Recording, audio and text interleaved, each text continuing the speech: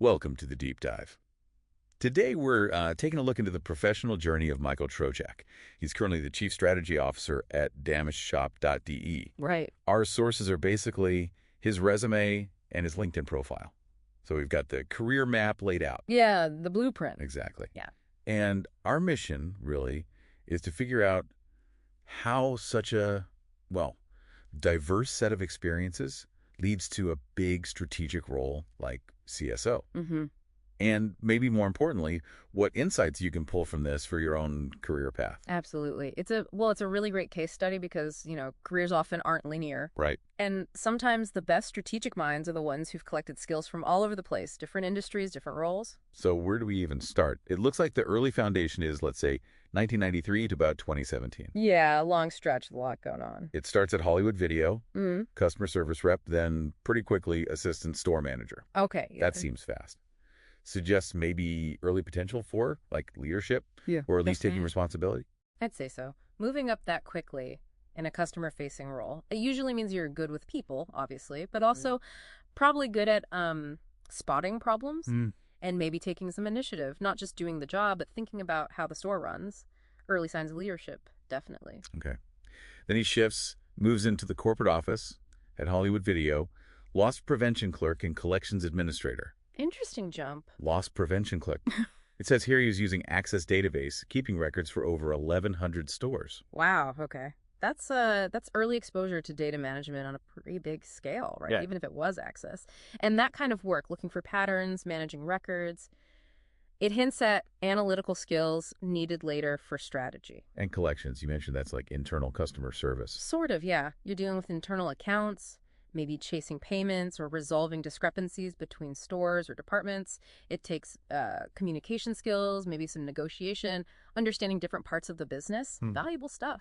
Okay, then there's this really solid block of accounting roles, almost, 13 years? 98 to 2011. Yeah, a significant period. Bechtel, Sutton Place, Kelly doing contract work at Microsoft Licensing, R.R. Donnelly, A real tour through different accounting functions. and not just basic bookkeeping, it seems. At Bechtel, he was doing intercompany settlements, but also process improvement, using Six Sigma and Visio.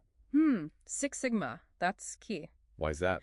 Well, applying a formal methodology like Six Sigma, especially in finance back then, shows a real focus on efficiency and optimization. Not just doing the accounting, but making the process better. And he automated 66% of settlements. Exactly. That's tangible impact. Shows technical skill, sure, but also that strategic drive to improve things. And training colleagues. That's leadership again. Right, and that theme kind of continues, doesn't it? Yeah. At R.R. Donnelly, he's transitioning receivables to paperless, project managing process improvements with teams in India and Illinois. Yeah, see? Operations, project management, even cross-cultural team experience tucked away in these accounting roles. He's building this really strong operational and financial foundation. Okay, so deep operational roots. But then, around 2013, there's another shift, more towards, like, people-focused roles. Financial aid specialist and peer mentor at CNM, Central New Mexico Community College, I assume? Okay. So helping students with HEFAS, using the Banner database, so still some technical process stuff there, but also running sessions, mentoring. Yeah, that's a big communication piece. Financial aid can be, well, intimidating. Totally.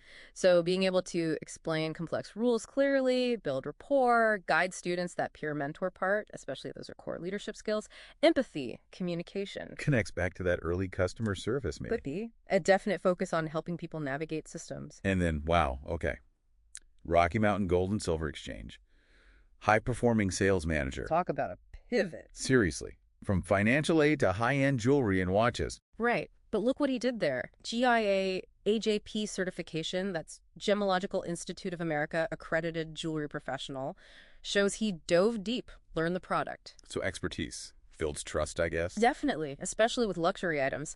And the sales figures are impressive, averaging $3,000 per watch, 54K gross in 18 months. In e-commerce, too. eBay listings for related diamond business, photos, descriptions, even video marketing. Yeah, see, that's really interesting. He's not just doing in-person sales. He's embracing online channels, thinking about presentation, market research.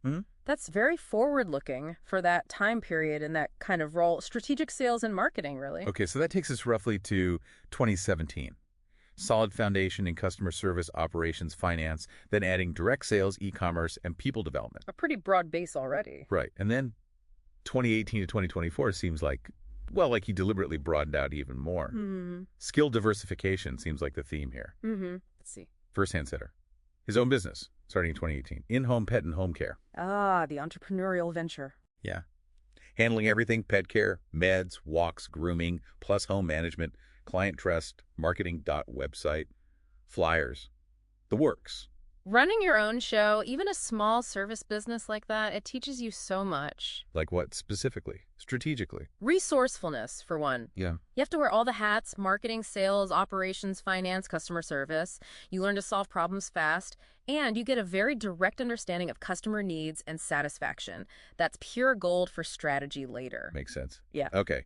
Alongside that, or maybe overlapping, Idioma International from 2020. 2 roles there. Okay. First, a belt examiner. Yeah. Assessing English proficiency based on CEFR levels. Right, the Common European Framework. That requires objectivity, understanding standardized assessment, attention to detail, evaluating skills against a benchmark. And then corporate trainer, ESEFL teacher. That's Developing lesson plans, teaching advanced grammar, business communication, soft skills, virtually too. So building on those communication skills again, but now in a formal teaching and curriculum development context, plus cross-cultural communication experience. How does teaching English feed into, say, business strategy? Think about explaining complex ideas clearly, adapting your message to different audiences, learners in this case, giving constructive feedback, understanding cultural nuances in communication, all incredibly relevant for leading diverse teams or entering international markets. I see that. Okay, also in this period, 2019 to 2023, freelance executive assistant and operations optimizer for the Benson Agency Group. That title alone is interesting. Operations Optimizer. Right. And the work sounds like it too. Strategic financial consulting, building custom Google Sheets for tracking revenue, managing clerical tasks, creating explainer videos, even advising on AI like ChatGPT. Wow, okay. This role seems like a real convergence point. How so? Well, you see the financial skills from accounting, the process optimization drive, the communication skills in the videos and presentations, the organizational skills, and now adding tech savviness with AI advice. It's like he's acting as a mini strategy consultant or a fractional COO, synthesizing a lot of his past experience. Yeah, that makes sense. It's less like just an EA role and more strategic support. Exactly. Adaptability, leveraging tech, providing cross-functional insights. And one more before the current job. Care coordinator at Ease My Way Community Care, 2022-2023. Healthcare sector now, another shift. Yeah. Client assessments, personalized care plans, using EHR systems, electronic health records, managing caregivers, handling difficult situations, and got Employee of the Month. That's significant. Working directly with clients and families in a care setting requires huge amounts of empathy, organizational skill, and resilience. Managing caregivers is direct leadership experience, and the award suggests he excelled. So adding empathy, client-centered care, and team management in a really high-stakes human environment. Precisely. Another layer of understanding people, process, and pressure. Okay, which brings us finally to 2025 present. Chief Strategy Officer at Damastshop.de. The culmination, it seems. Looking at the responsibilities, U.S. market growth strategy, setting up a Miami office, enhancing German logistics, strengthening the brand, adapting marketing. You can almost draw direct lines back to those previous roles, can't you? You really can. It's actually quite striking when you lay it all out. How do you see it fitting together? Like the U.S. market growth? Well, you've got the sales and e-commerce experience from Rocky Mountain Gold, the customer service foundation from Hollywood Video, maybe even the cross-cultural communication skills from teaching ESL. Okay. Logistics in Germany. That pulls directly from the process improvement, automation, and operational work at Bechtel and R.R. Donnelley. Understanding efficiency, workflows, supply chain thinking. Brand identity, storytelling, adapting German ads. That connects to the marketing aspects of the sales role, the communication skills honed through teaching and mentoring, creating those explainer videos, understanding how to shape a narrative, maybe even from his own entrepreneurial venture.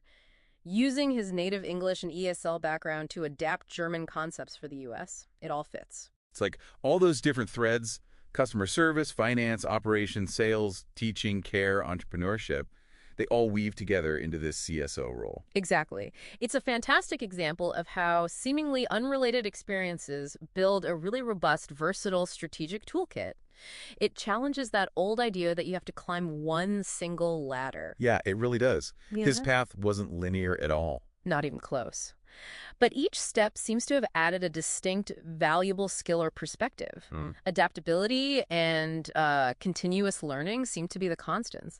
Look at the GIA cert, learning EHR systems, advising on AI. Okay, so let's distill this. For you listening, what are the big takeaways here from Michael's journey? Well, I think the most obvious one is that your career doesn't need to be a straight line. Yep. Those detours or shifts, they can actually be where you pick up some of your most valuable and maybe unexpected skills. So don't discount past experiences just because they seem unrelated to where you want to go now. Exactly. Think about the transferable skills.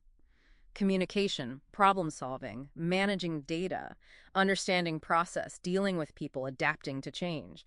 These pop up everywhere in his story, just in different contexts. And the importance of maybe being open to different kinds of roles, Yeah. not boxing yourself in. Absolutely. That willingness to step into sales, then teaching, then care coordination, it shows a real openness to learning and growth. That adaptability is a strategic asset in itself today. Right. It's about connecting the dots between your own experiences, even the weird ones, which kind of leads to the final thought for you, the listener. Take a moment and think about your own journey. What diverse experiences do you have? Yeah, maybe things you haven't thought about in a while, or roles that seem totally irrelevant now. What skills, what perspectives did you actually gain from those? Could they be hidden assets? What unexpected strengths are lurking in your background that maybe, just maybe, you could leverage in a new or more strategic way going forward? How can you connect your dots? Definitely something to mull over, a little deep dive for yourself.